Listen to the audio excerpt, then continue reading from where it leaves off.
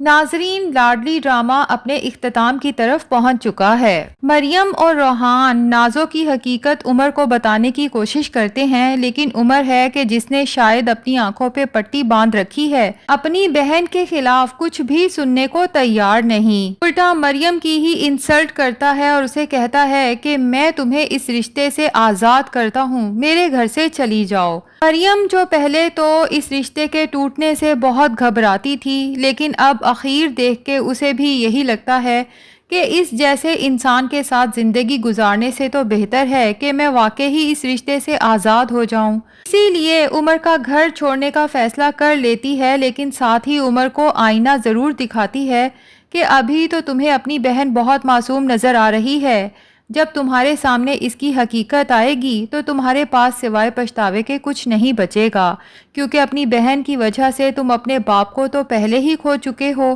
اور تمہاری اسی بہن کی وجہ سے تم نے اپنی اولاد کھوئی ہے، اور اب تم اپنی مخلص بیوی کو بھی اسی کی وجہ سے کھونے جا رہے ہو۔ صباحت بیگم جو عدت میں ہے، سامنے تو نہیں آ سکتی کہ ان کا دیور بیٹھا ہے، لیکن پردے کے پیچھے چھپ چھپ کے روتی ہیں، کیونکہ وہ تو اپنی بیٹی کی حقیقت جانتی ہیں اور انہیں پتا ہے کہ مریم کا ایک ایک لفظ سچ ہے۔ آج اگر وہ خود بیوہ ہیں تو اسی نازو کی وجہ سے، کیونکہ اسحاق صاحب نازو کی حقیقت جاننے کے بعد یہ سب برداشت نہیں کر سکے۔ صباحت بیگم کو تو اندر ہی اندر یہ خوف کھائے جاتا ہے کہ جس دن نازو کے بھائیوں کو اپنی بہن کا اصل چہرہ دکھائی دے گا، اس دن گھر پہ پتہ نہیں کیا قیامت ٹوٹے گی۔ دوسری طرف مریم جب گھر پہنچتی ہے تو پرویز کے گلے لگ کے رو دیتی ہے اور کہتی ہے کہ بھائی، آپ بالکل ٹھیک کہتے تھے،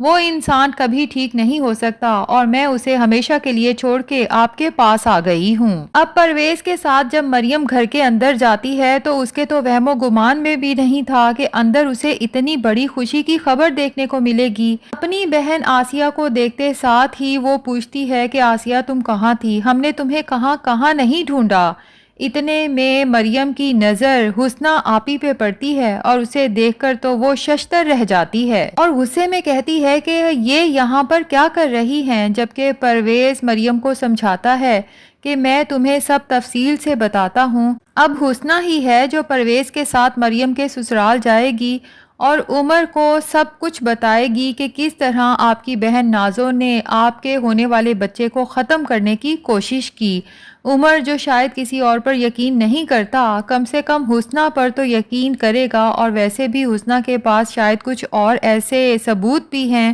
جو وہ عمر کے سامنے رکھے گی، تو نازو کے پاس مکرنے کا کوئی راستہ نہیں بچے گا۔ اور پھر پرویز کے پاس بھی تو نازو کے خلاف تمام ثبوت موجود ہیں، وہ ویڈیوز جس میں نازو مریم کی جیولری بیچ رہی ہے اور پھر بابر سے ملاقات کر کے اسے پیسے دے رہی ہے، اور عمر کو بتا دے گا کہ تمہاری بہن جو گناہ کرتی آ رہی تھی اس سب کے ثبوت بابر کے ہاتھ لگ چکے تھے، تبھی تو اپنے ثبوتوں پر پردہ ڈالنے کے لیے وہ بابر کو اتنی بڑی رقم دے رہی تھی۔ ادھر روحان بھی اپنی ماں سے جا کے کہتا ہے کہ امی، مجھے معاف کر دیں، آپ بالکل ٹھیک کہتی تھیں کہ نازو محبت کرنے والی یا رشتے نبھانے والی لڑکیوں میں سے نہیں ہے۔ روحان بھی فیصلہ کر چکا ہے کہ اب نازو سے کوئی رشتہ نہیں رکھے گا۔ تو ناظرین، لگتا یہی ہے کہ نازو ڈرامے کے اینڈ پہ بالکل تنہا رہ جائے گی، اور شاید تنہائی کا زہر اسے پاگل کر دے،